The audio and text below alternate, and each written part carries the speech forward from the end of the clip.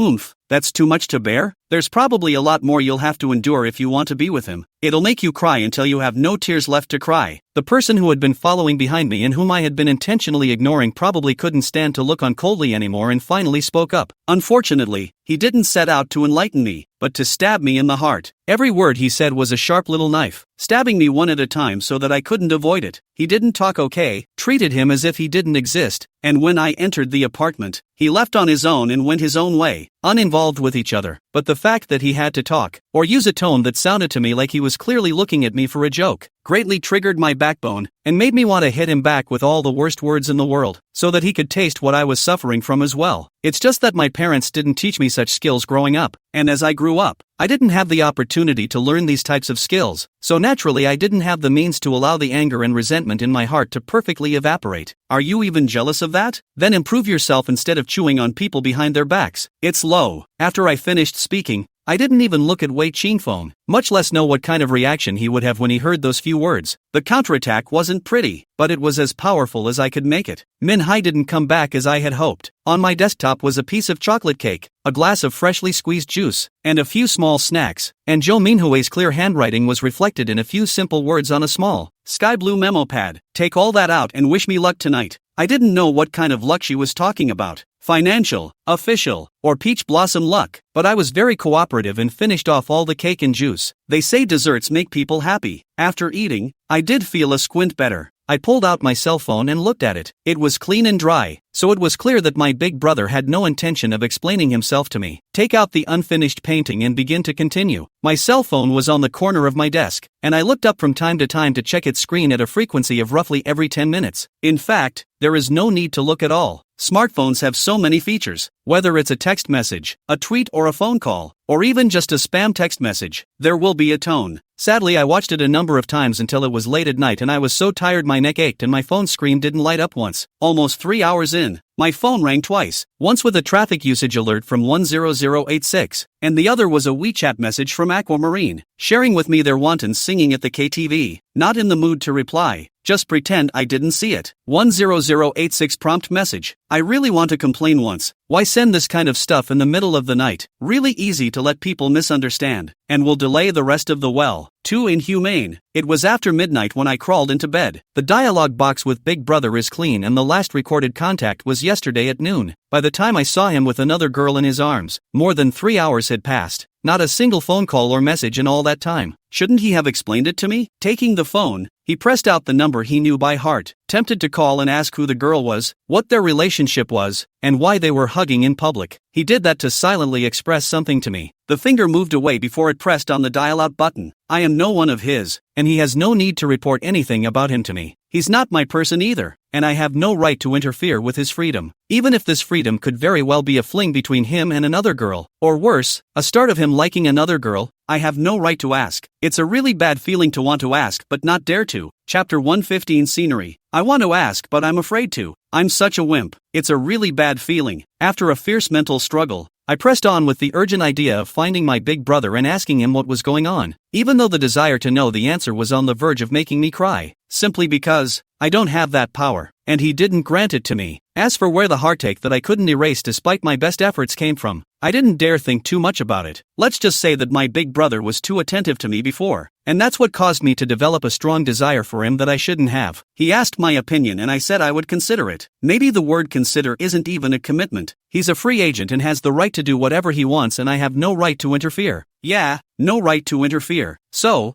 Big brother, do you want me to keep thinking about it? Also, what on earth is this sour thing in the heart? So uncomfortable that tears are about to flow out of the eyes and the eye sockets are hot. It took a long time to toss and turn before I fell asleep, but I had a night of messed up dreams. I saw my big brother standing in the distance, smiling and holding out his hand to me, and just when I wanted to run over to him, my big brother turned into a tiger with glittering teeth. I was so scared that I ran for my life, and the tiger chased after me, losing my shoes, but I still couldn't shake it off. I panicked and ran to a cliff and stopped, and suddenly realized that I was in a dilemma. In front of the cliffs and beaches, behind the tiger in hot pursuit. In the morning, I woke up with what was undoubtedly another pair of panda eyes, which I had to employ my superior makeup skills to conceal perfectly. Tomorrow is the day of the concert and I feel like my guitar playing is getting worse by the day, and I've even sung the songs out of tune a couple times. Once I lost my confidence, and several times I wanted to explain to Aquamarine my idea of quitting the show. I was hesitant to open my mouth because I didn't have a good reason. It was a good thing that Aquamarine was so busy with her feet that she didn't notice my lapse. Rui's appearance was both planned and unexpected. To her character, as early as the moment I met Wei Qingfeng and I should have appeared in front of me to cry. I wondered that she has been silent. Even Wei Qingfeng and I practiced alone in a room for a few days. She was quiet as if she did not exist. The moment we met, I realized that it wasn't that she didn't care, but that she had taken a leave of absence to go back to the south side and had just returned. She asked me to meet her at the school's drinking hall. I heard about you and Wei Qingfeng in South City.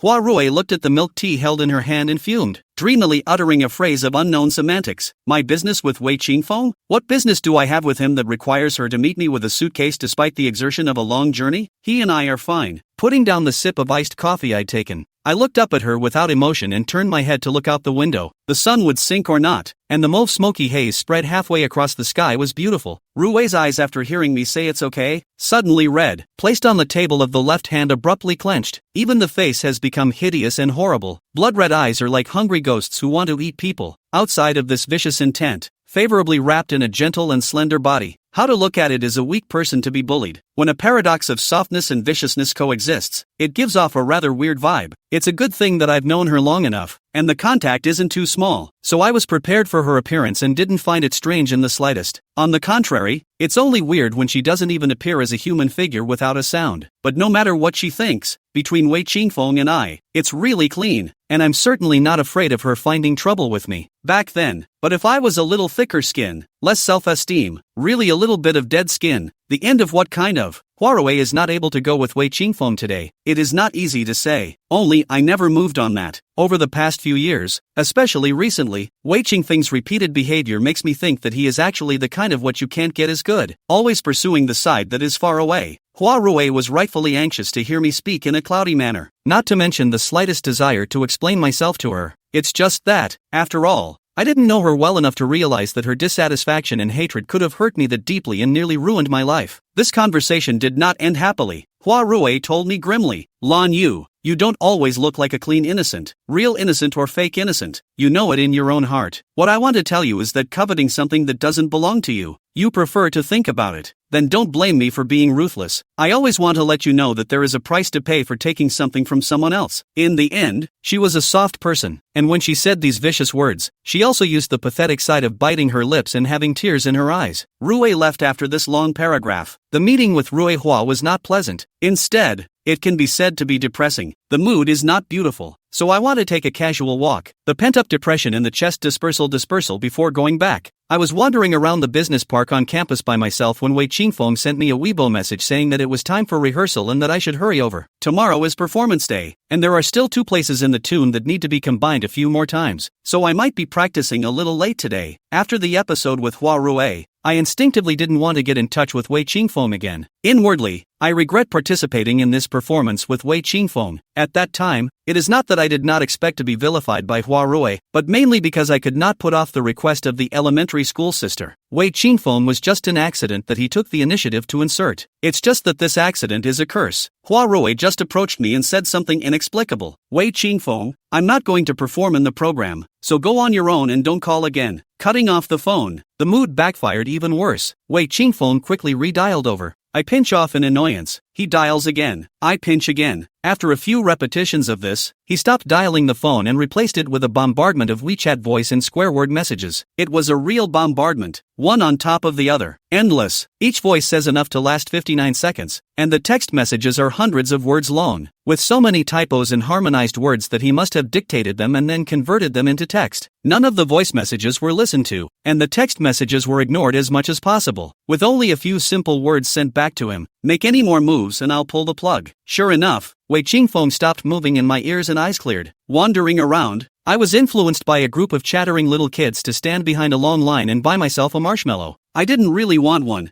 I just saw kids with one in their hands and wanted one for myself. Chapter 116 Stopping Point. Spinning around, I finally made it back down to the apartment building about an hour later, and the marshmallow was licked down to half of what was left. It was so easy to be happier. My wrist was suddenly clutched by a big hand, and without thought I was yanked into a stagger and almost fell, so scared that I quickly stabilized my mind. The action came too suddenly. I instinctively forced to shake off the hand, conscious reaction faster than the limbs, the special flavor so that I immediately reacted to who this person is, shocked and angry, cannot help but curse out, why pull me, have a disease to go to see a doctor, don't go crazy here. Wei Qingfeng was carrying two zither on one shoulder, his long hands and feet took half a step backwards before standing still, his picturesque features were slightly stiff, his jaw was sharp like a knife, and the bottom of his eyes were pressed with a dark aura of unhappiness. I didn't realize you were such an irresponsible person. He frowned at me. I couldn't help but laugh at his exasperation. He's the one who's been irresponsible all along. Doesn't he know that? How can he open his mouth and say I'm irresponsible? Would love to have a face-to-face theory with him about what happened over the years and who the irresponsible one really is. It's just that while I'm angry, I'm still rational. After all, I was the one who changed my mind first about my strike, and it wasn't the best time to try to reason with him. Ha!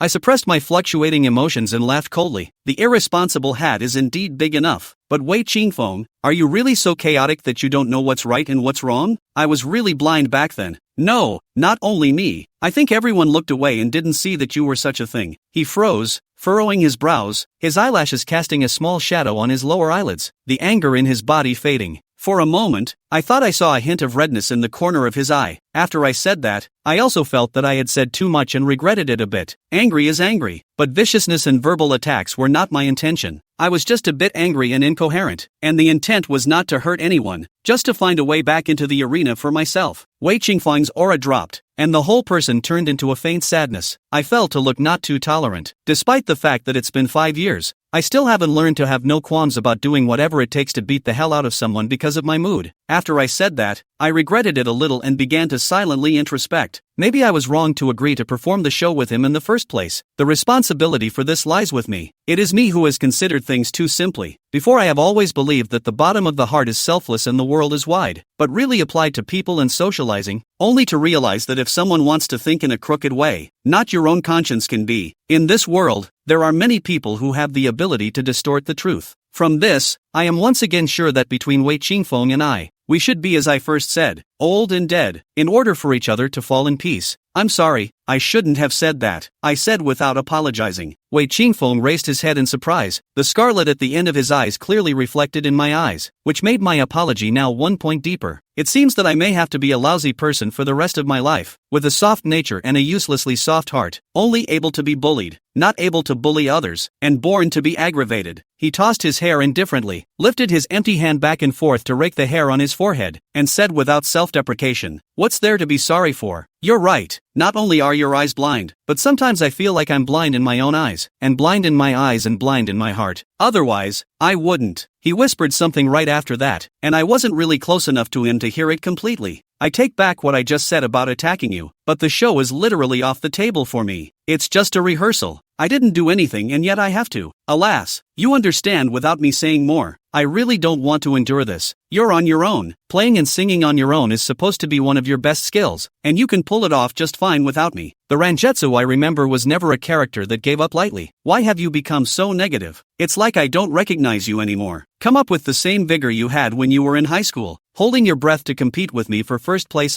There's nothing you can't do. A smile floated up on Wei Qingfeng's face. He looked slightly sideways at a small clump of some kind of grass not far in front of him, his gaze distant, as if he were looking through the clump at something else. I also smiled helplessly and bitterly. I also seriously considered. You and Huarue are serious boyfriend and girlfriend. It's normal for her to be possessive, thinking about it differently. If I were to change into Hua Rui, I would also dislike my boyfriend and other girls to get too close. She defends her rights, although the way may not be right, but the starting point is no problem. I can understand. So, we still need to keep a certain distance. This is good for you guys, and for me. Wei Qingfeng, no matter what reason you find, she is after all the girl you personally chose. After being together for so many years, all the people you know that you are a couple, and from the day you got together, you promised to be her knight for life. Since you have promised her a lifetime, you should treat her well, even if you and I are innocent. It's not a reason to have private dealings. You have an obligation to give her security. The decision to practice the program together was originally ill-considered. In the future, let's be like before. Don't contact each other privately, let alone meet. During these 3 years in Kyoto University, I want to have a few days of quiet and dissipation, okay? He looked down at me, his eyes dark as ink. After a long time, he spoke in a mute voice. Okay, but I have a small request ground. Can you promise? Good, I responded. I'll agree to anything I can do that doesn't go against my principles. I know that I may never get a chance to do it all over again with you in this life, and I'm really sorry about that. So, I want to finish this performance with you. The road of life you and I will never cross again. So I want to use this performance to draw a perfect ending. Can you promise? The conversation has circled back around. Sure enough, it was just as I expected. He still wanted to keep this show going and have a perfect finish. I was a little hesitant. If I agreed to him, then that conversation I just had with Rui Hua would become meaningless, and I'd probably be charged with talking out of turn or even coveting someone else's boyfriend because of it. Though I didn't really care what her intentions were because I was supposed to have a clear conscience. But that doesn't mean it's possible to be open to being criticized by others and not take it to heart. Wei Qingfeng saw my hesitation, smiled and continued. The Lan Yu I know, for whatever reason, is not someone who would give up halfway. Moreover, playing the zither is originally your favorite, so why should you give up such a good opportunity to show off by taking the words of unrelated people to heart? Not only do I know how much effort you've put into the performance, but you know better. Wouldn't it be a shame to give it up just like that for no reason? I know you don't treat me well, and you don't treat Rui even better, but you are you, she is she. Just so admit to let yourself empty regret. This is not the Lan Yua I know. Xiao Yu, you hate me or not, blame me also, I accept it all. After all, is my fault first. Can't make a future with you, is my deserved retribution. However, I hope you're still the same person you were before you were 18. Loving life, cheerful and lively, knowing what you want. Xiao Yu, think carefully. Do you really not want this chance to perform? Would you regret it if you gave it up just like that? It will, I know. Although I don't want to admit it, I have to admit that Wei Qingfeng's every word speaks to my heart. I actually thought the same thing. I just had to avoid suspicion due to the sensitive nature of my relationship with him. Chapter 117 Compromise. Although I don't want to admit it, I have to admit that Wei Qingfeng's every word speaks to my heart. I actually thought the same thing. I just had to avoid suspicion due to the sensitive nature of my relationship with him. Collaborating on the performance program is now in my opinion already the wrong decision. And there are drawbacks. Wouldn't it be a mistake to allow the mistake to spread further? But after the decision was made, I really put a lot of effort into it. Inside, I was really looking forward to the success of the show. To give up, or to stick with it and get a perfect result? The two ideas fought fiercely in his mind, like a scale with weights of average weight on both sides, unable to distinguish between winners and losers. Many times I feel that I am an old man with a backward ideology, and I always use some self-conceived moral standards to constrain and manage myself. I do not know. This kind of constraint in the eyes of others is simply cocooned. To put it more plainly, it is nothing to do. Self-condemnation type. So, I needed a good enough reason to help myself in the midst of a self-moralizing kidnapping to make a decision. In fact, inside, I was already expecting the results. Seeing my silence, Wei Qingfeng converged his long eyelashes. The corners of his lips curled up, and a soft light rose from the bottom of his eyes. Xiao Yu, a performance in exchange for a decision. It's well worth it, isn't it? It is indeed worth it. That's a good reason. I'm convinced. Okay, Wei Qingfeng, I promise you. Before the words left his mouth, he heard a rustling sound from the small shrub not far away. Wei Qingfeng and I were both startled by the sound. Subconsciously, I thought there was someone hiding there. And that person, her last name was Flora Rui, a word dead ringer. Wei Qingfeng was tall with long legs and crossed his heels, his body's aura changing with him. He should have recognized who the man was, and quickly stopped again, glancing back at me thoughtfully. By the time I hurried over, all I could see was a black patch of pants disappearing out of sight. Black pantaloons are so common that more than half of the students and faculty at the school wear black pants. As for who owns this piece of trouser horn, the range is too wide to guess. There is no way to guess and then did not continue to guess. Around we are just discussing the performance of the thing, not involved in any personal relationship. Who likes to listen to the good? Ask the heart. Then I learned that things in this world are not as simple as you asking for what you want, because your actions are seen by many people with a purpose. 100 people see it and have 100 interpretations. At such times, your own true starting point, on the contrary, does not matter, and no one wants to know at all. All that people are interested in is the entertainment that the thing itself can bring. Convinced by Wei Qingfeng, I took the zither from his shoulder and hung it on my own, and went with him to the big classroom where we rehearsed. Having practiced for so many days already, it does seem a shame to give up on the proverbial doorstep, but there's one thing I have to talk to him about beforehand. Wei Qingfeng, I looked at this zither at the flagship store and the quotes averaged at 18,000. As promised, I'll pay for my instrument myself. If you want me to participate in the performance, you have to collect the money I sent you for the purchase of the guitar, or I'll turn around and go back now. It's just over $10,000. Why do you need to divide it so clearly? We grew up together. 20 years of friendship is still not worth a piano? This is from me to you. No money, with money involved in the two opposite sex. If you say that there is no relationship between the clean and clear, I guess no one will believe it. At least I wouldn't believe it. That's more than $10,000. An average family's monthly income is not enough for so much, but he gave it to me for no reason. And the reason was just 20 years of neighborly love, which always felt like a far-fetched reason. I'm sure he genuinely wanted to give it to me without thinking about money. I'm grateful for the kindness and filled with gratitude. I just can't accept it without reason. This, I insist, is my bottom line. I have to give you the money, and if you won't take it,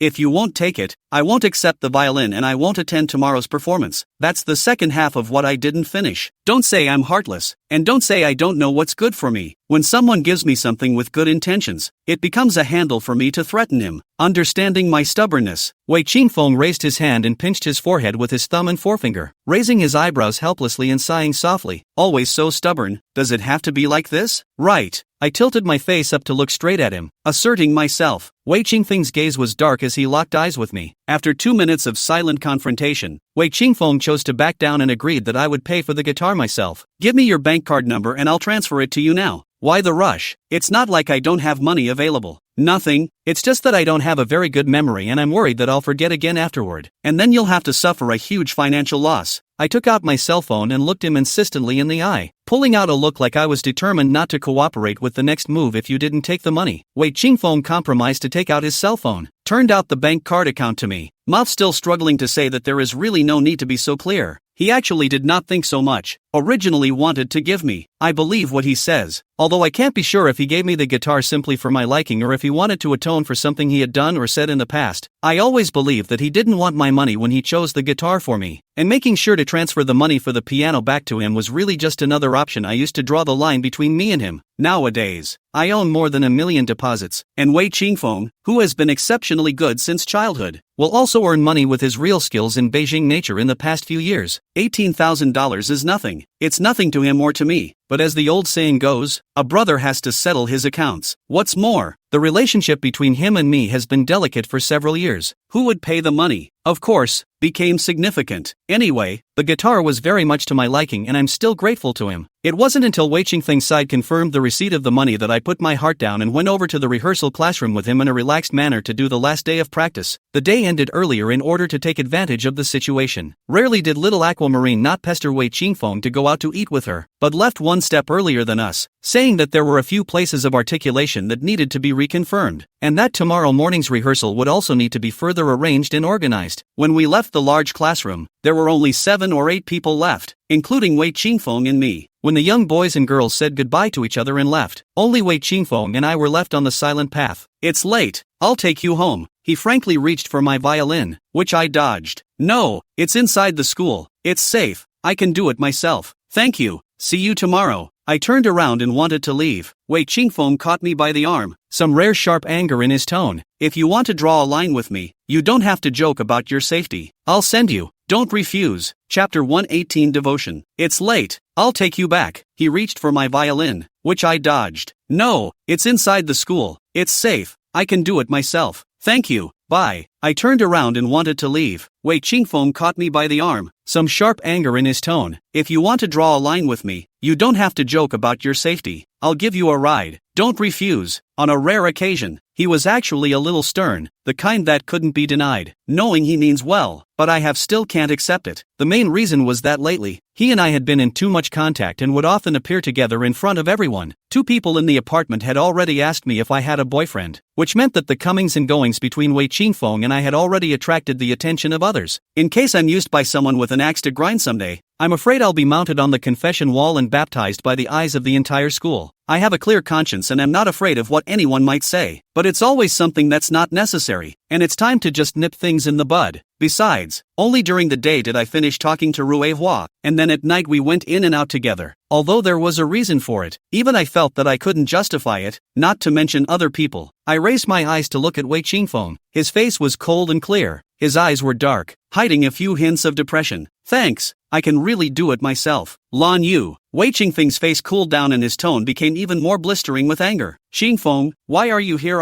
The phone also refused to answer. Let me look for. Before he could finish his words, he saw a person running over in front of him, short hair on her ears, skirt flying, running not slow but in a hurry. I knew just by looking at the figure that it was the Stamen. I don't feel a tingle in my scalp. It's true that what you worry about comes back to you, but it's good that she saw it with her own eyes. It's better than listening to other people's hearsay. If you have something to say in person, you can also save her from misunderstanding. Wei Qingfeng was stunned and swept a glance before turning his gaze back to me. I actually saw a hint of panic in his expression. Why are you here? Qingfeng, I haven't seen you for a few days. I miss you so much. By the way, I've booked a room in that hotel we always go to. I've come to pick you up and go there with me.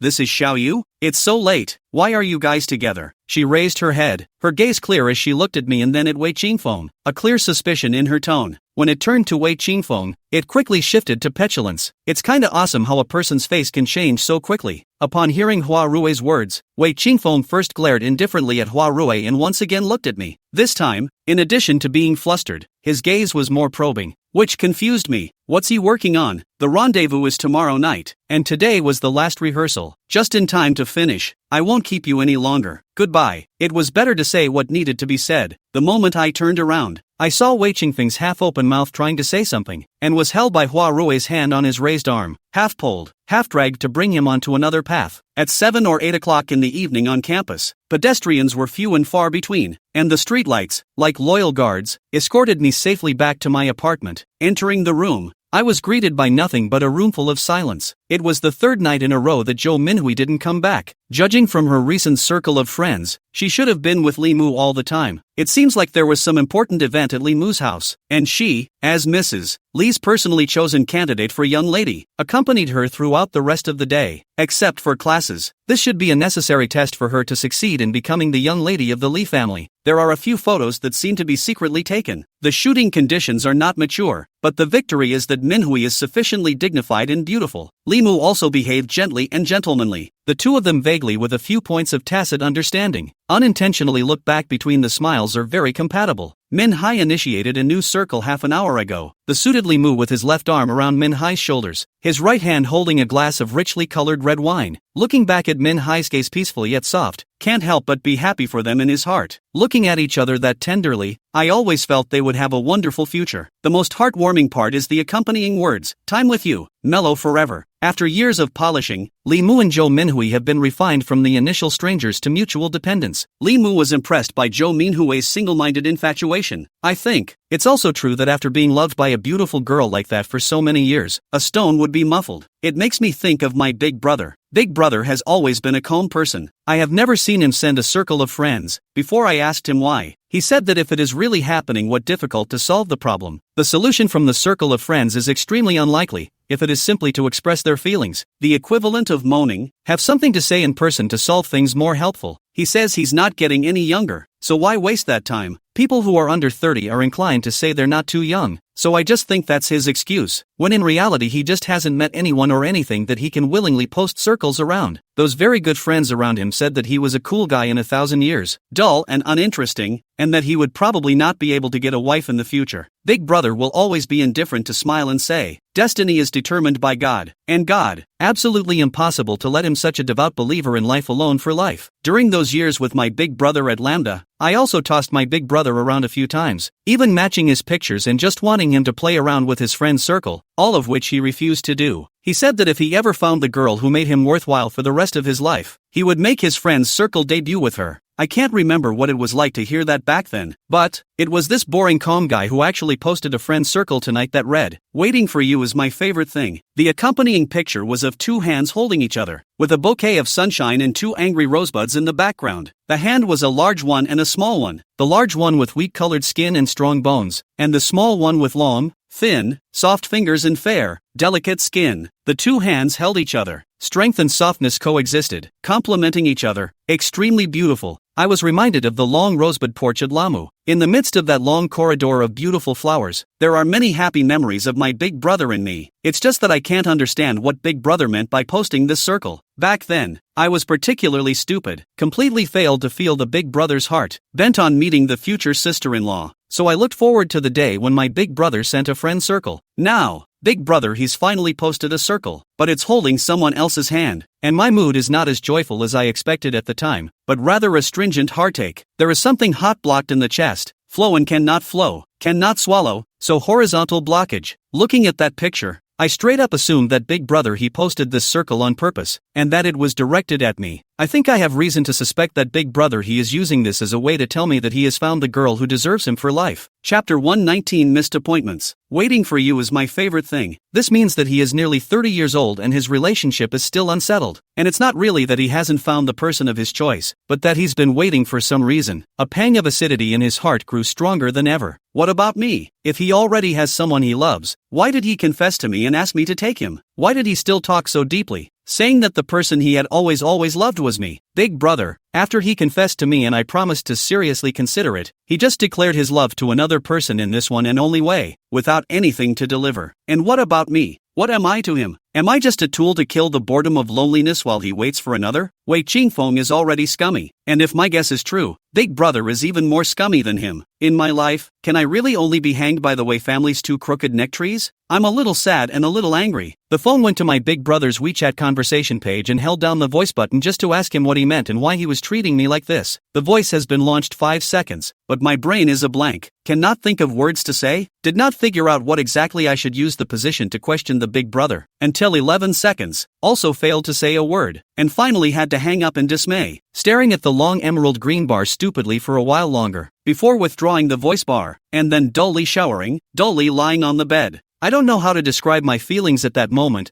There was sourness, sadness, disappointment, and a bit of indefinable seeming jealousy. Several times I resisted the urge to dial the phone. My mind was a jumble of random thoughts, and countless images kept dangling in front of my eyes, messing with my mind. I don't know when I fell asleep. The moment I woke up in the middle of the night, the light in the room was still on, and the bunny sleeping pillow that my Big Brother gave me that year was already wet. Thinking I was crying, I reached out and dipped my finger lightly in the corner of my eye. There were no tears in the form of drops there. They were just very wet, and a numbing tingle ran through the nearby skin as my finger touched it. Finding his cell phone from the bed and pressing like with anticipation. There were no missed calls or WeChat messages. It was like Big Brother had evaporated from my world. Then look at the circle of friends. The teacher who sent the circle last time has released a new dynamic. The picture captured just right. White light will sit in the center of the card room of the two people shine especially clear. Big Brother's sultry gaze fell on the side of the long skirt girl's face. The girl dainty head lowered, pouting with the fingers around the long hair hanging on the shoulder, the corners of the lips smiling shyly and sweetly, with a handsome man and a beautiful woman, and the dark and mysterious background. It seems that through the camera, I can already smell that sour odor unique to a man and a woman in hot love. I had thought that my Big Brother's pampering and favoring should belong to me alone, and that it would be mine alone to squander in this life. After all, until then, it had always belonged to me. It was back then when I wished for a sister-in-law like that. I never thought that Big Brother would put me down and leave me alone. I always thought that I would always be number one in Big Brother's heart. The big deal was to start another line. Today I realized that after a man has a lover, other women, even a sister he grew up watching, are cut off from the world of two. Until then I had never imagined that there would be a day like this, when my Big Brother would show his tender and affectionate side to another girl, and then abandon me without even a phone call for a few days. Or maybe that's just how my Big Brother and I will get along in the future. Not sad? To tell you the truth, it's a little sad. Don't you lose it? How can you not lose the person you've become accustomed to taking care of, and then all of a sudden you're far away? But who am I to qualify? Throwing the phone aside, I kept telling myself that Big Brother he found someone he likes. Isn't that what I expected the most back then? I should be happy for him, but for some reason, it just doesn't make me happy.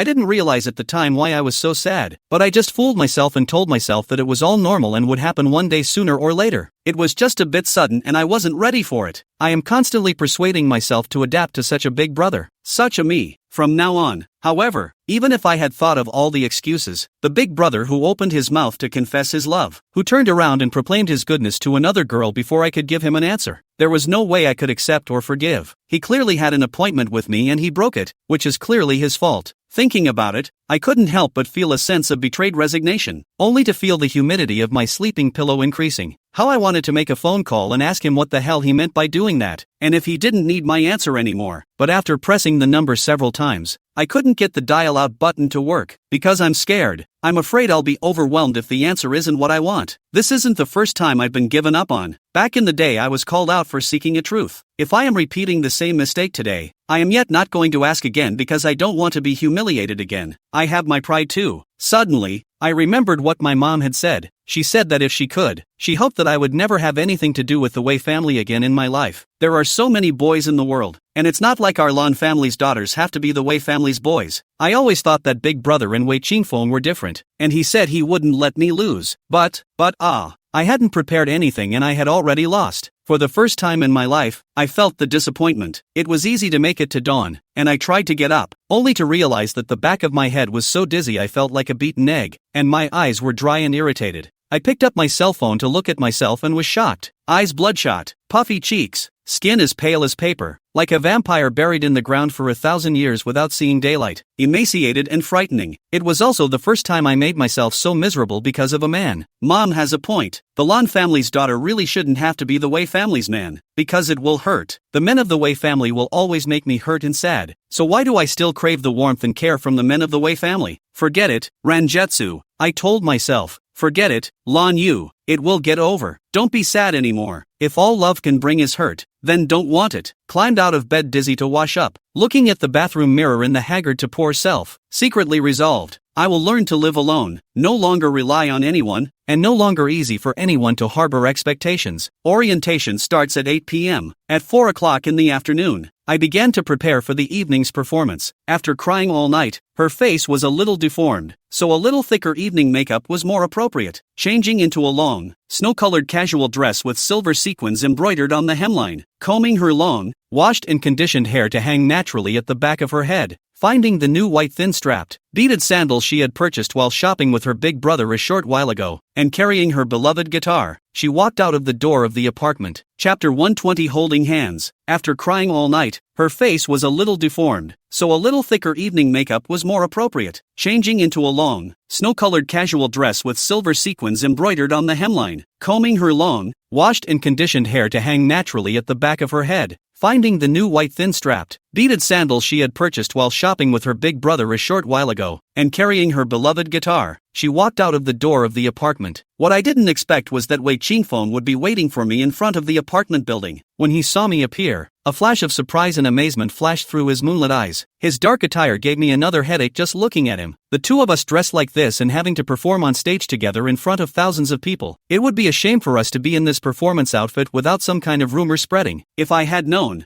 I would have worn something with color. Better than me being all white and him being all black, like the black and white invincibles descending on Earth. At 8 o'clock, the show started. The piazza, which could hold tens of thousands of people, was filled with people, and laser lights cracked the night sky like arrows. Everyone's face was filled with the joy of letting go. The student body elected a male and a female host, the male wearing a silver-gray tuxedo, thick eyebrows, big eyes, tall and handsome, the female bright red knee-length gowns, delicate features, a bright smile. After a short and beautiful opening speech, in the thunderous applause, a dozen young male and female students appeared on stage in different ways, and in the ear-splitting hi-hat, they did a passionate and unrestrained dance, which greatly ignited the heat of the performance site. I sat in the waiting benches on either side of the stage, waving a glow stick in my hand, shrilling with excitement and joy with those young kids, and I can't tell you how happy I was. After the dance, it was a junior guy who came on with a sidearm bass and sang a very old but very hot song, "You Are Not Alone." The entire crowd harmonized. Even most of the students and faculty were shaking their bodies to the music as spacey dance moves swept across the floor. I stood up excitedly as well, singing along to the beat so loudly that I almost swung my glow stick out of the air. Somehow, That spring festival, my big brother took me shopping when watching the performance of the scene abruptly sprang up, and everything in front of me overlap. The same enthusiastic scene, the same crazy audience, the same childlike excitement as me, the same sea of glow sticks. That year my elder brother pulled me through the crowded sea of people in order to let me see more clearly, and I still remember clearly the disgruntled reproaches of the people in the neighborhood, and everything is still vivid in my mind. The difference is that I no longer have my big brother by my side. The high emotions suddenly became low just because of this, and even the glow stick held in his hand seemed to be unable to swing. Luckily, the song I was about to sing was permeated with a light melancholy, and my skewed mood at the moment helped me to interpret the song more perfectly. I'm a little further back in the program. Wei Qingfeng and I stood on the performance stage where 10,000 people were watching, the spotlight quietly resting above my head and casting a regularly shaped circle of light in front of me. Fingertips plucked the strings and the music flowed like moonlight. I've blown the wind you blow. Does that count as embracing? I've walked the path you walked. Does this count as meeting? I still like you so much. Want to be with you to the white head. I still like you as much, just for your tenderness. The sound effect of the amplification equipment was very good, but a song that lasted more than 4 minutes was completed very quickly. I don't know whether it's because Wei Qingfeng and I sang too well, or I'm used to seeing the passionate and unrestrained performances in front of us, but this kind of performance is unique, and after the performance was completed, it was quiet for a full 30 seconds before thunderous applause broke out. Only after 3 more bows and curtain calls did the applause die down. When I got off the stage, Wei Qingfeng held my hand. The moment my 5 fingers touched, I reflexively shrank back. Wei Qingfeng seemed to have anticipated my reaction and directly tightened his 5 fingers, sitting this time holding hands. Since I was born, I have known Wei Qingfeng for 22 years, and the first time I really held hands with him was under the attention of 10,000 people, in the way that I refused and he was tough. Ranjetsu before she was 18 might have once looked forward to holding hands like this. It was a dream of her youth. Today, Lan Yu, however, only felt resistance, but in front of so many people, I couldn't bring myself to do that, because once I withdraw my hand, not only will it damage his face, but those millions of eyes will make all sorts of guesses about it. There was no way to withdraw my hand left or right, so I simply accepted it with open arms. But it's a collaborative performance, clean and pure, honest and open, nothing to see, and why hide to keep people guessing? Turning backstage, where the curtains cut off the audience, I quickly drew back my hand and shook it uncomfortably in the air. Wei Qingfeng's face, which was still smiling just now, was immediately covered with frost and became gloomy, and seemed to be gritting his teeth. Holding a hand is just a bit. Do you need to be so calculating? He was always so self-righteous and thought everything he did was okay, never thinking about whether others would be embarrassed by his behavior or even what consequences he would suffer for it. 5 years ago he was, and 5 years later he is. It could really be said that rivers and mountains were easy to change, but nature could not be changed, and he was probably born with this kind of character and would not change because of who the other party was. With the hand-holding interlude, I had no further interest in remaining here. I left just in time to meet Aquamarine across the street. At that time, Wei Qingfeng was following not far behind me. The little girl wouldn't let me go, saying that we had all agreed to go out to celebrate the success of the show after it was over, and that we were going to have a great time and console ourselves for having rehearsed so hard for so many days for the show. In fact, my original intention to participate at that time was only because I couldn't resist her softening up, and the fact that the collaborator was Wei Qingfeng was just an accident. For years, just the thought of spending time with him automatically jumped out at me from a scene in the middle of the fall of my senior year of high school. My heart was in denial when it came to being with him, couldn't figure out why I refused. I just didn't want to have anything to do with him. This collaboration has rigidly bound the two of us together, and every day I'm quite uncomfortable. A more important point is that I'm annoyed with the high probability that Hua Rui will find trouble with me. I've really learned about her tea skills over the years. Now that the show is done and the collaboration between him and I is over, there is naturally no need to continue to see each other. As for celebrating, I have no desire to participate again. In the past few years, wherever there is Wei Qingfeng, I try not to show up. It's not that I'm afraid of worrying about anything or have any unseemly thoughts. It's that I simply don't want to have contact with him, and I don't want to get into a mess with Huarue over him, which affects my mood. I politely declined Aquamarine's offer and went back to my apartment alone, carrying my violin on my back. Tonight a break, tomorrow a cut back to the original track. I am me, he is him, no interference. Walk out of the performance venue and leave that racket behind. I lifted the piano hanging on my shoulder upwards, and turned back to the bustling orientation, which was obviously close by, but felt like it was already 2 worlds. I think I'm better suited to quiet. Chapter 121 Tears. Turning back around and walking forward again, he saw a man standing less than 10 paces ahead with a slight curl of his lips, upright as a pine in cypress, tall and strong body wrapped in dark-colored clothes and pants. Those bright eyes are dotted with starlight. The smile at the corner of of the lips is light but rhythmic. A few days missing. The phone did not pass. WeChat does not return.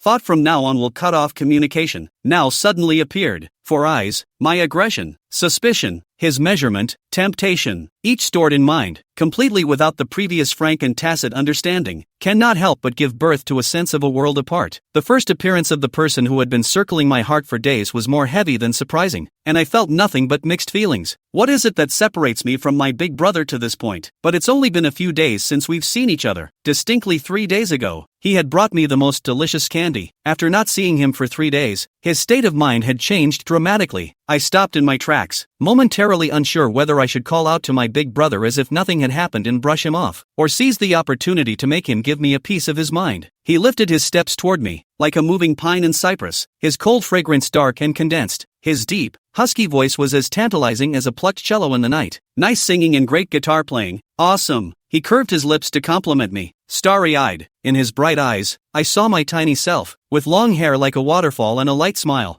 I wanted to jump over to him, take his hand, and share with him what I had experienced during the days he was away. Instead, his friend's picture suddenly popped into my mind, 2 hands clasped tightly together, and the picture of him looking at the girl next to him with deep love in his eyes. It was like someone had thrown a pot of cold water over his head. The joy that came from the success of the performance, and the pleasure of wanting to share it with him, and even the surprise of seeing him, dissipated all at once. Steeply calmed down. Big brother has already found someone who can give his deep love. Should I not take the initiative to avoid suspicion as I did before with Wei Qingfeng? It should just be a coincidence that he appeared on my way back to the apartment. A big brother who has someone he loves shouldn't have come to me specifically. He's a person with a strong sense of responsibility and would never make a move that would make people misunderstand him. Emotions fall and fall. The light was so dim that my big brother didn't notice the sudden change in my mood and raised his hand to try and rub the top of my hair. I don't know where the courage and strength came from, but with a right hand, he pushed aside his big brother's hand and took 2 steps backward, the cold fragrance of his body disappearing into thin air. The big brother's hand froze in mid-air, the smile on his face freezing like ice. The starlight in his eyes instantly fell silent, and thick darkness welled up. A snap snapped back my senses and I realized with a shock what I had done. Taking a step back, even if my big brother he really did something wrong to me, but he is still my big brother. In the past many years, he has given me the most meticulous care. How can I say that I should also respect him? The act of opening his hand seemed unconscionable. Not daring to look directly into my big brother's eyes, I hung my head low in embarrassment, kicking the non-existent stones on the ground uncontrollably with the tips of my shoes, and reluctantly smiled and said, "Thank you, big brother. I still have to paint, so I'll leave first." The words landed in my mouth, and I had already run out a dozen meters around my big brother. 3 days after the incident, I saw my big brother again. I have no talent to run away. The idea of wanting an explanation was once so strong, but when we actually met, it was stillborn. I'm really good for nothing. I don't know what my big brother's expression looked like as he ran away, except that I unconsciously stopped in my tracks when I heard his slightly agitated, depressed voice calling my name behind me. Big brother's steady footsteps were getting closer, but I didn't dare turn around. Wanting to know the answer to that question was once again overwhelming. Big brother, is that girl my future sister-in-law? She's quite good-looking. Congratulations, big brother. I really have something to do, so I'll leave first. At the end of the sentence, he didn't even realize that he was crying. I didn't realize that I was actually in tears until I walked out a good distance away, felt a coolness on my face, and wiped it with my hand. Could it be that big brother's position in my heart has become so important that I would shed tears because of his broken appointment? It was easy to stumble back downstairs to the apartment, but my head hurt even more. Hua Rui was standing at the entrance to the apartment like a doormat, and when she saw me, the anger in her eyes spewed out with a viciousness that would have torn me apart and eaten me alive. I sighed low and helplessly. It's true that what you fear comes to you. The fear I'm talking about is not weak-minded fear, but rather boredom with verbal sparring that shouldn't even be happening. Unfortunately, the person has already come, is more upset, but also have to face. Besides, I'm open and honest. I haven't done anything to wrong my conscience, so what's there to be afraid of? Lan Yu, in vain I trusted you so much. Before, you even said something about innocence, but then you turned around and showed love with someone else's boyfriend by holding hands. Where's your face? Before I had a chance to speak, Hua Rui's scathing words had already rushed out of her mouth and shot towards me like sharp arrows. I really have to be thankful that she was talking about your face yet and not Rangetsu. You were so shameless, so gentle and watery. The words uttered were very different from the air of flailing.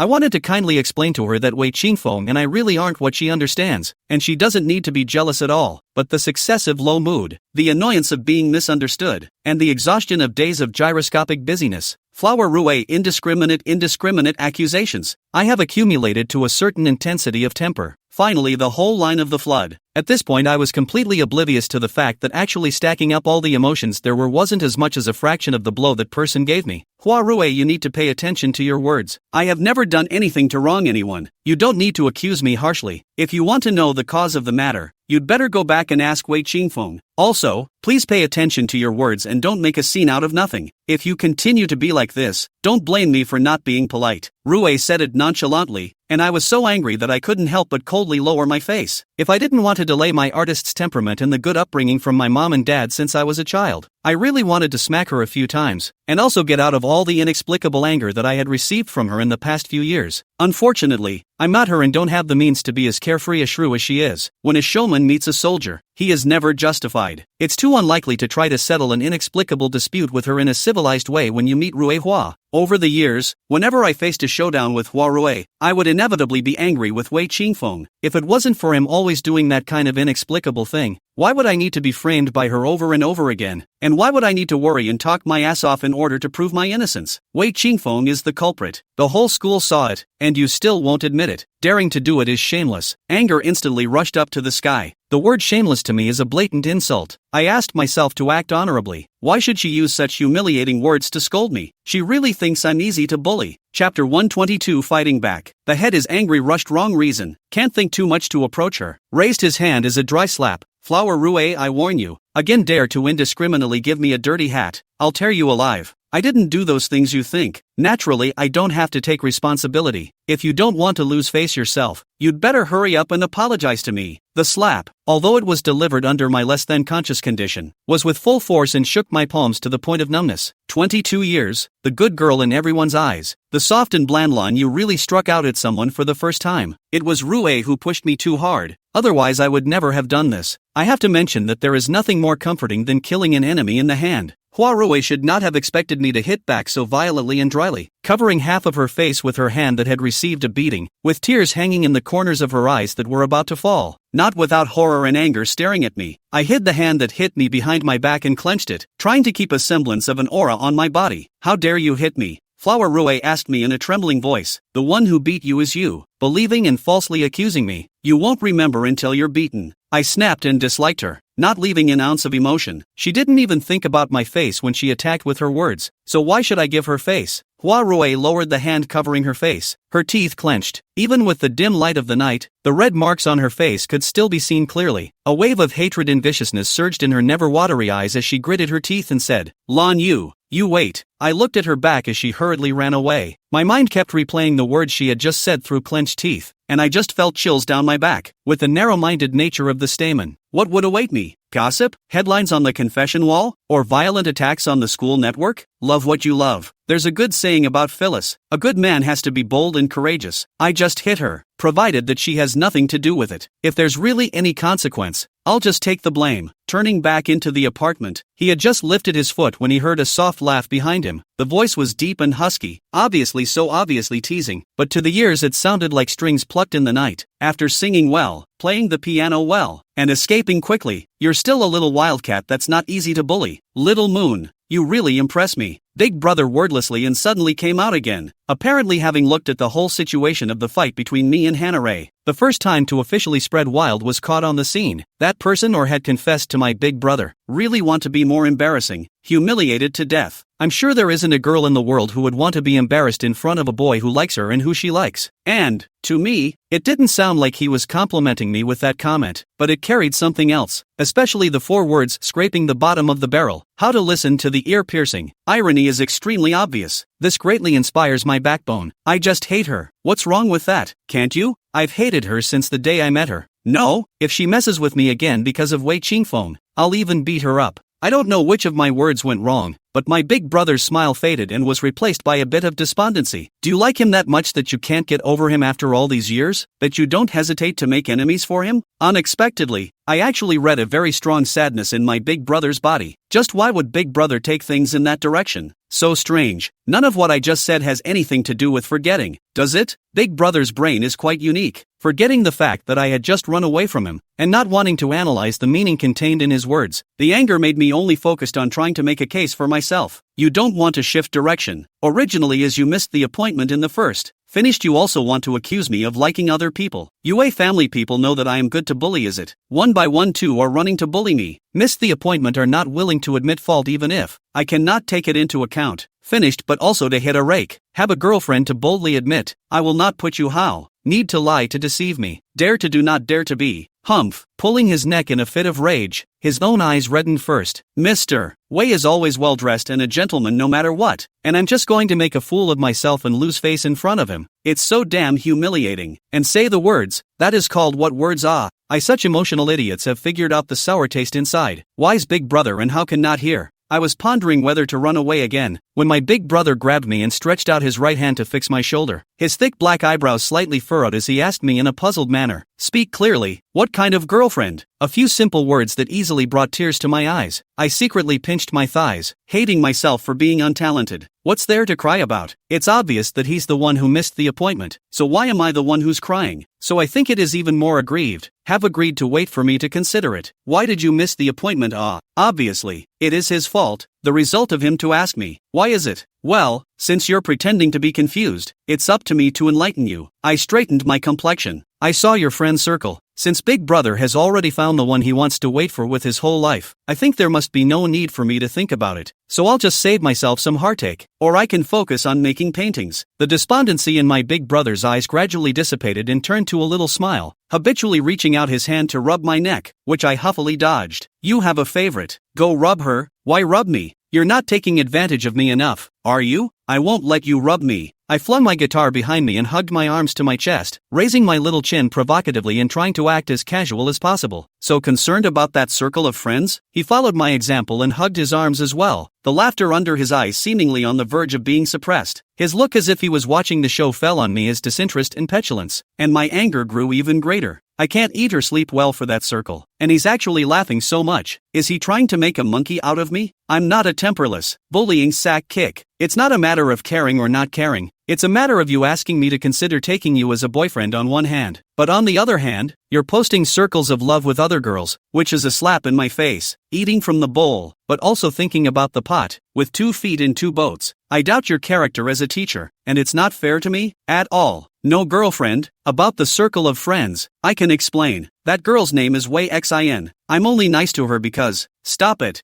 I put both hands in front of me to stop him from continuing to make stuff up. I don't want to hear you make up random stories. Do what you like. It has nothing to do with me. In the future, don't come looking for me and I won't go looking for you. Just get along like Wei Qingfeng and be done with it. You took care of me in the past. I'm grateful. If there's anything you need me to do, I'll never refuse to do it on a mountain of daggers or a sea of fire. That's all. Goodbye. Hearing another girl's name come out of my Big Brother's mouth, I just felt my heart sour to death, and ran into the apartment in a few steps despite his obstruction, shutting him and his unfinished words out of the door of my office. Big Brother said something else in the background, but I was so distracted I didn't hear a word. I was still too useless to hear the answer and ran away like an ostrich. Chapter 123 Deities. All the way back to my room, washed up and still distracted, I started working on my drawing in order to calm myself down quickly. I'm a person who is particularly committed to what I do, and within a few minutes of picking up a brush, I'm completely in the zone. By the time I was tired and bleary-eyed and put down my pen, I realized it was almost 1 o'clock in the morning. This painting was done for more than 3 hours without hearing anything outside the window and without even going to the toilet. Sure enough, time passes quickly when there is something to do, and the pain of sadness, and such, is eased. Dragging my tired body to climb into bed, I picked up my phone out of habit and opened WeChat, and the person on top had sent me a little essay more than 3 hours ago, just after I ran into the apartment. The mini essay isn't long and it's simple. If it's the circle of friends you care about, I can explain. It turned out that the girl is Wei Uncle's youngest daughter named Wei Xin, 20 years old this year. After graduating from high school did not continue to study at the university, but chose to start their own business. They opened a small studio, the main collection of advertising and design type of work. A few days ago, I received a big order, but because of my own lack of knowledge and experience, in order to do a good job on the project, which is why I ran over to ask for help from my big brother. He said Wei Xin's flight back tomorrow night, and if I wanted to see it, he could take me with him. After this explanation from my big brother, I rummaged through the corners of my memory to find someone. About 6 or 7 years ago, I think it was the summer vacation of my first year of high school, a little girl came to Auntie Mina's house. At that time, my elder brother even introduced me to her, and she remembered that her name was very close to the pronunciation of Xin, said close because things are too long apart, and is not an important person, and did not deliberately remember in the heart. So much so that when big brother mentioned the word Xin,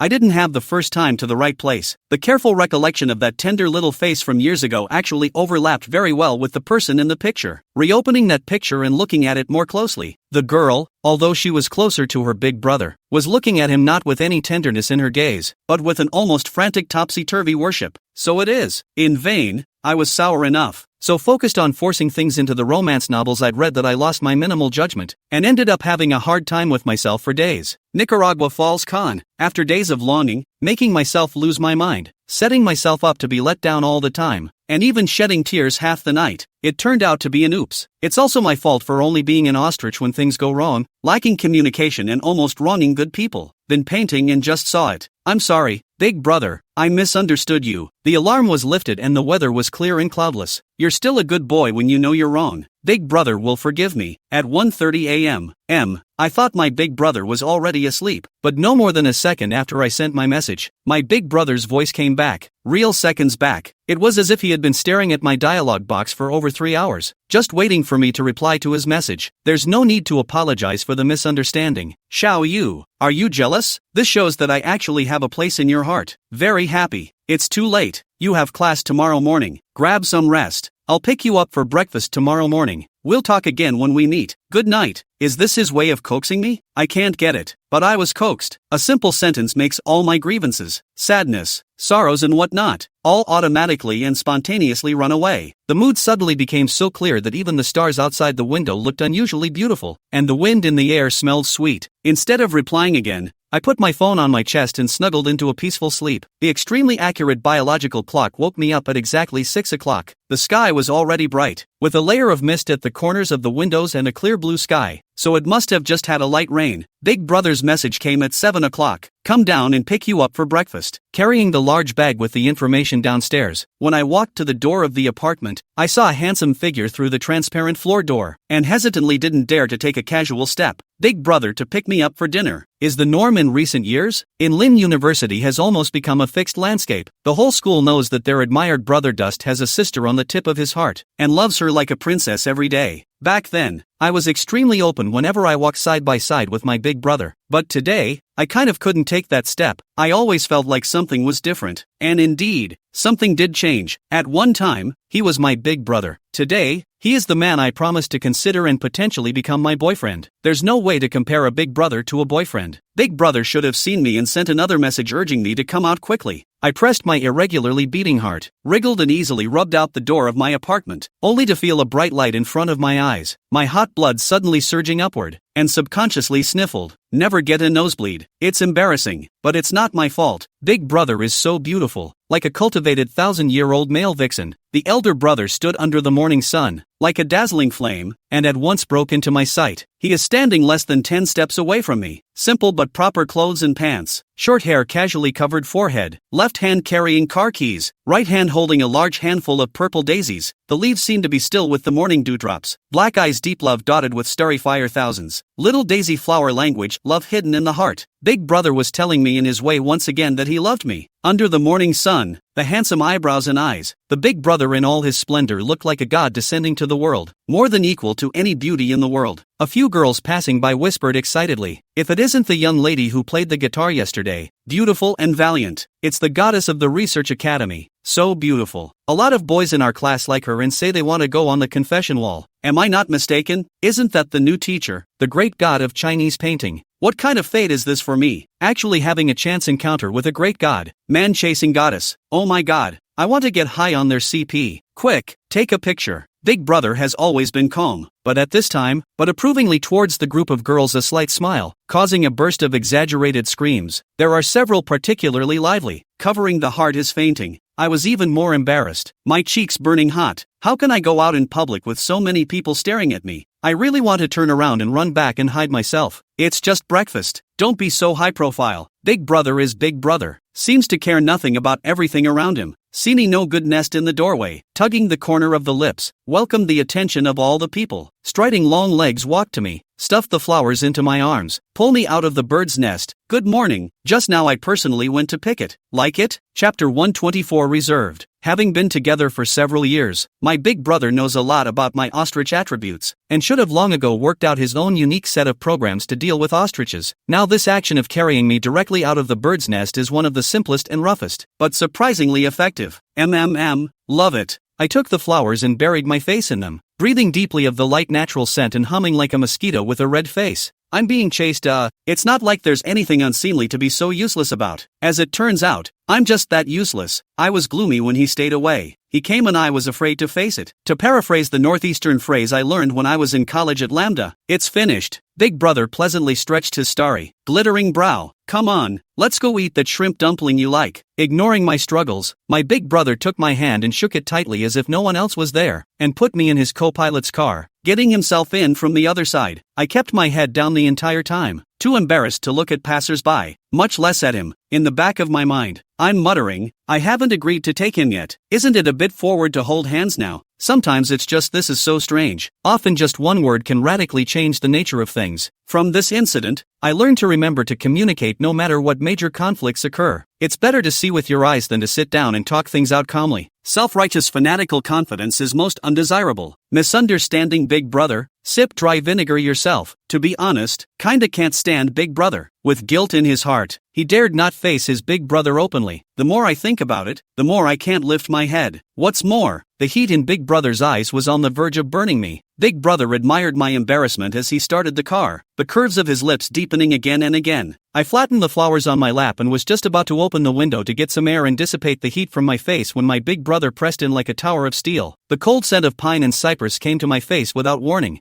I was so scared that I closed my eyes and pressed myself against the car door. The brain is running at high speed. Big brother isn't going to kiss me, is he? Isn't it developing too fast? I haven't agreed to be his girlfriend yet. Isn't kissing this early a bit of a violation of the agreement under consideration? Should I push him away righteously, or half-heartedly accept it, or bite his lips off when he forces a kiss? These three, all of them, are bridges that often appear on romance novels. In my case, which one should I choose better? I was mulling it over myself when I heard a soft click, followed by a soft laugh. I opened my eyes woodenly, and he looked at me flirtatiously in a sidelong glance, a bad smile on his lips. Turns out he was buckling my seatbelt. I was overthinking it. Embarrassed, I picked up the flowers to hit him, and he accurately avoided the bouquet, gave me a quick pinch on the cheek, and quickly got up again. Then, grinning like a demon, no getting that close to me. I eyed his right hand warily and pressed myself against the car door as far away from him as I could. The older brother smiled gently, like a patient hunter, and didn't force the issue, skillfully driving the car smoothly up the driveway. Okay, save it for later. What about saving it for later? I didn't mean that. He was always like that, hard and cold to others. Only me. He always smiled and gave me all his care and warmth. I believe in the saying that love breeds love over time, and it's actually quite nice to be able to spend my life with someone like my big brother. I think the answer is coming soon. During the meal, my big brother put his hand on the table, his long slender fingers with smooth and graceful lines, reminding me of the first circle of friends he posted. The two hands held together, and the put down. Inexplicably, my mood was affected, and even the delicious shrimp dumplings lost their original flavor. Always wise and sensitive, my older brother quickly noticed my discomfort and asked me what was wrong. I didn't want to ask, but learning from the negative consequences of my previous presumptuous speculation, I decided to be honest. Which think big brother heard my words, did not say anything. Deep eyes in the starlight shining, he opened the camera of the phone, joyfully grabbed my hand, came to a close-up, in front of my face, found a picture frame with a rose background, and put the photo that had just been taken in it. Then he put the phone in front of me and raised his eyebrows, signaling me to see for myself. A glance. With just one glance, my face reddened again. The two photos are almost identical. As it turns out, those two large and small hands were actually mine and my big brother's. In other words, I'd been fighting myself. It's a shame that I didn't recognize my own hand. Why post pictures that can be easily misunderstood? I muttered without complaining. Well, if I've misunderstood, how can anyone else not? Today's shrimp dumplings are too flavorful, aren't they? Just wanted to let you know that I will wait for you as long as it takes for you to find your beloved. No matter how long it takes, I will wait as long as that person is you.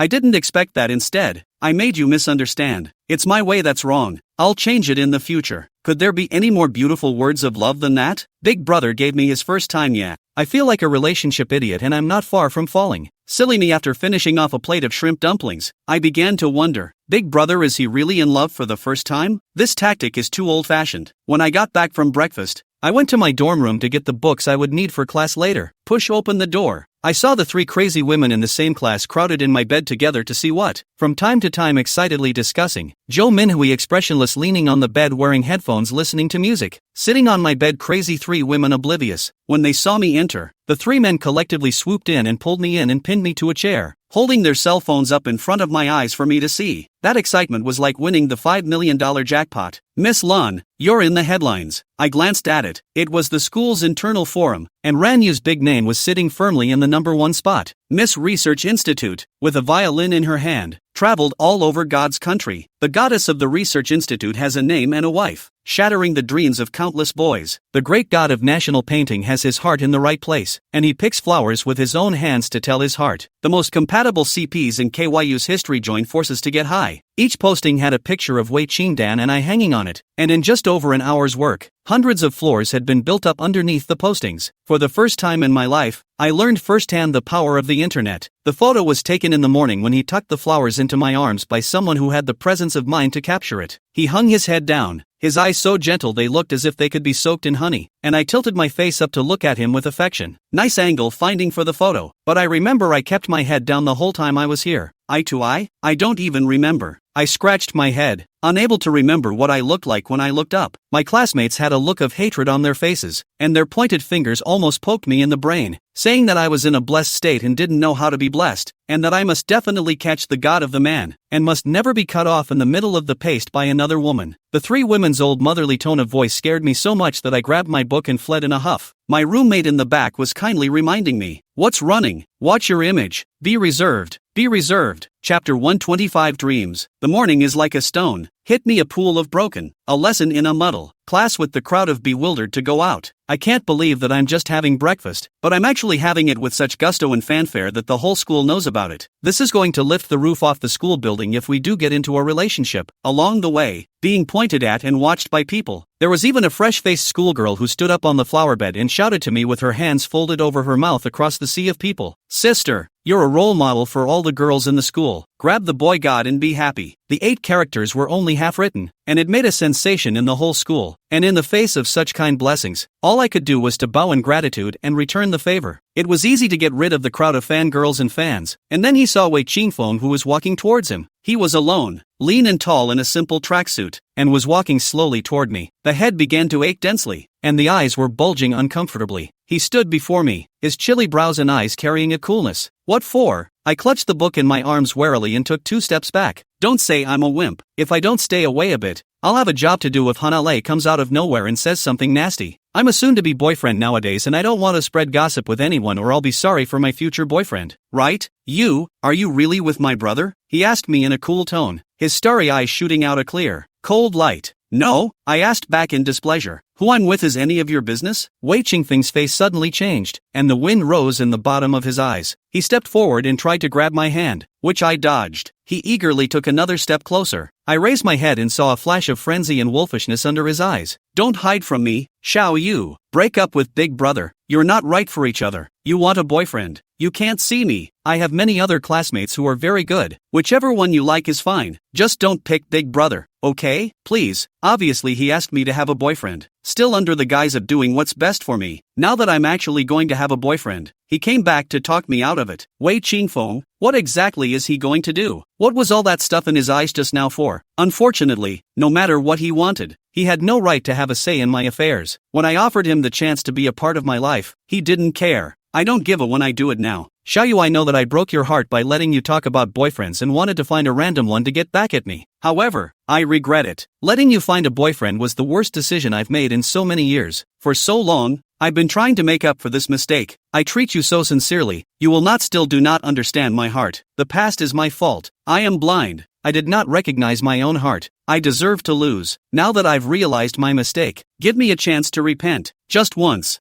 Don't be with big brother. Leave him. You have such a big age difference. It's not suitable at all. You can't delay your life just to get back at me. Shall you break up with brother, okay? I looked at him speechlessly, thinking that his forced look was really funny. He thinks I'm with my big brother to get back at him. He's really sick. Does he think too highly of himself? Or is he too confident in the ignorant feelings I once gave him to say such shameless things when all the damage has already been done and cannot be undone? Wei Qingfeng, that windy young man I once loved. He has perished in the world, never to be found again. You're wrong. It's none of your business whether I choose my big brother or not, or who I choose to be with in the future. That page between you and me was turned a long time ago, and you and I never started. I think you know that in your heart and don't need me to remind you. As for whether or not big brother is right for me, that's between me and big brother. It's none of your business. I'm bland. I'm bland in person. I'm bland in the words I utter. Not trying to hurt anyone or get back at anyone. I'm just being honest. Wei Qingfeng, however, was in a hurry. Shao Yu, will you wake up? A person like big brother, bullying and unselfish. How could he really like you? If I had known that your choice would be big brother, I shouldn't have called Li Mu that day. It turns out that the day Mrs. Li came to make trouble. The person who called Li Mu was Wei Qingfeng, holding a favor to force. Wei Qingfeng is also a talent, just a little shameless. He does this one day and that the next, over and over again. One moment sober and the next confused. One moment saying he's discovered his feelings for me. The next moment indulging Flora. What was wrong with him and what did he really want? Thinks he's the master of the world, that everyone is subject to his whims, that he can do whatever he wants? For him, I am speechless to the core. It's a good thing he woke me up that mid-autumn, or I could have spent my life being a little cutie at his mercy. How sad. And big brother is the person I will be prepared to accompany for the rest of my life? I won't allow anyone to denigrate him, not even my own brother. That's how I am. So persistent, so loyal, so willing to give all I have for the love of someone, not afraid to die, not afraid to get hurt, never regretting. There was a time when I wanted to treat Wei Qingfeng like this, but he abandoned me like a piece of trash. And big brother, he was sincere with me and treated me as his world, as his treasure, leaving the past aside. And just based on what the two of them are doing in front of us, isn't it obvious who should be chosen? That's my business, not yours. I won't allow you to say a bad word about big brother. Remember? I turned away. Even the air was unusually thin with him in it, leaving you breathless. Shao Yu, you really want to be with big brother? Have you forgotten me? Wei Qingfeng defiantly yelled lowly. His voice was laced with a trace of pain that I couldn't understand. Shao Yu, you so deeply and so really like me. And how can you be with big brother? How can you? You are with him. What about me? Shao Yu, what do you want me to do? He murmured in pain, grief spreading under his eyes. But what is the point of a belated retention? The point is, who is he to question me now? After 5 years, he came back to talk to me about that year. Didn't he know that everything I had with him had come to a screeching halt in the middle of the fall of my senior year of high school? My life has not been about him for a long time. Qingfeng, back then maybe I really did like you. Because of your hurt, I also really couldn't get out of it for many years, and was in pain all the time. But at this moment, I suddenly realized that my feelings for you were just a youthful pursuit of beautiful things, just like a beautiful dream. The dream woke up, everything, all over, as never happened that way. That's what you are to me. The feelings I once had for you were not love. I tried to explain it to him, though in truth, being the one involved, he understood everything, and there was no need to explain it at all. Chapter 126 Accusations. How can it not be love? Shao Yu, don't deceive yourself, okay? No matter how I treat you, coldly or not, rebuke you or not, you never smile. So listen to my words, so put me in the heart. Even my finger cut a small wound. You have to be sad to cry red eyes. So deep feelings, how can you say that is not love? Luna, you love me, hee hee. Have you forgotten? I have read your diary, full of several large books, all of them are me. You said I was your life, your whole life. You said you, Lan Yu, must marry Wei Qingfeng in this life. Do all the words you said not count anymore? Shao Yu, do they not count anymore? I took 2 steps back in shock. The heart is bleak. So you knew it all. Wei Qingfeng, you knew everything. And you had to humiliate me like that. You called me worthless and like a dog in front of so many people. You're so cold. You killed my feelings with your own hands. It was you who pushed me further away again and again. Now,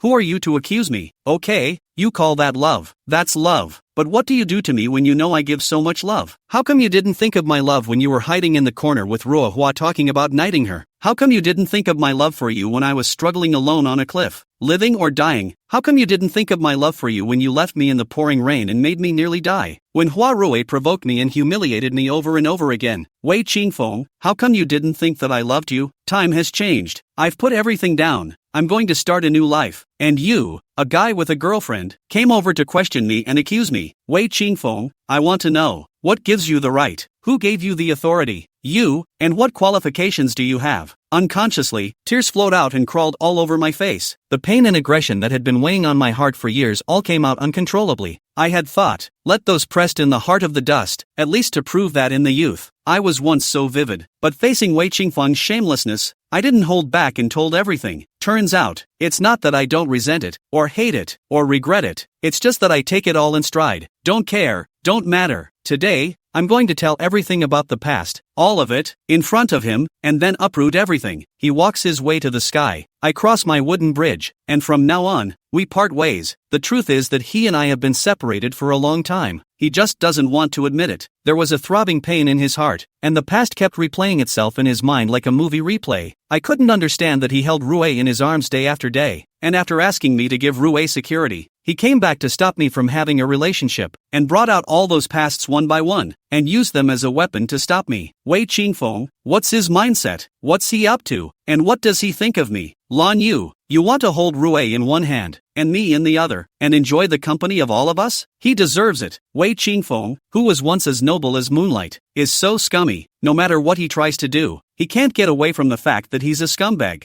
I'm sorry, Xiao Yu. Those things were all my fault. I'm the one who apologized to you. But, Xiao Yu, you can't deny your love for me just because of the mistakes I had made. Do you dare to say that you haven't loved me? Do you dare to say that? Wei Qingfeng pressed on step by step, his pale face carrying a crazy obstinacy. I don't deny it. After all, I had so really given my feelings. However, even the deepest love has a day when it is consumed. Wei Qingfeng, if you take my feelings for you when I was young to understand as love, then I tell you, now I do not love you. Long ago, my part of the heart has been beaten by you to the skin, by the time to wear down to the dust. I don't love you. Wei Qingfeng, listen, the current Lan Yu doesn't love you. Doesn't love you. 18 years, you say you don't love Lan Yu. Then do you love him? Do you dare to swear to the sky, to the sun, to the 10,000 feet of red dust that you love him? I solemnly swear to the sky, to the sun, and to the 10,000 feet of red dust that I love Wei Qingdan, and that I'm willing to follow him all my life, to the ends of the earth and the ends of the sea, and to the rough and tumble of the tea, and that I will never give up in this life. As long as he still wants me, I will never leave him. In fact, I haven't sorted out my feelings for my big brother yet, but at this moment, what Wei Qingfeng has done has given me a further understanding of my feelings for my big brother. Falling in love with big brother may not be that hard. Compared to Wei Qingfeng, I'm more willing to believe in my big brother's love. No, I don't believe it. You're lying. You must have done that because you wanted to get back at me. How can you love him when you rarely even talk to him? You were just trying to use him to get close to me. Weren't you, Luna? Am I right? I knew I was right. He pushed me every step of the way and I stepped back. He was full of frenzy and obstinacy. Wei Qingfeng, shut up. Don't talk about big brother like that. These things, even if you asked me yesterday, I probably didn't have an answer. But today, at this very moment, I truly understand that I love him. I've loved him for a long time. It's just that I was stupid and never realized it. Now that I know, I don't think it's too late. Maybe I owed him in the past, and I'll spend my life making up for it, and he sure as hell won't blame me. Impossible, impossible, you're lying. Wei Qingfeng was screaming wildly, not caring that this was a school and there were already people stopping to watch. He's crazy. I just love him. For how many years? Growing up as a child, he coaxed me when I fell and hurt. When I was learning to draw, he was the one who supported me silently. When I was in pain, he was the one who accompanied me silently. In those days when I was immersed in darkness, he was like a beam of light, pulling me out of the night and running towards the dawn. For 3 years, he bothered with my every meal. I had a fever on a windy and snowy night, and he was the one who carried me on his back through the wind and snow to the doctor. When I had a stomachache from my aunt, he was a big man who broke down the door of the supermarket late at night to buy me warm babies and tampons. When I was sick and couldn't eat, he sat at my bedside and fed me by the spoonful. When I won a competition, he was even happier than I was, dragging me all over the city to choose my favorite gift. When I came to the unfamiliar Jingda University to study for graduate school alone, he gave up the generous treatment of Linda in order to take care of me, and came here to teach, starting from the beginning, just because he was attached to me. He was always there for me, silent, never saying he loved me, never burdening me with anything. He just quietly took care of me and loved me as if I were the tip of his heart. How many years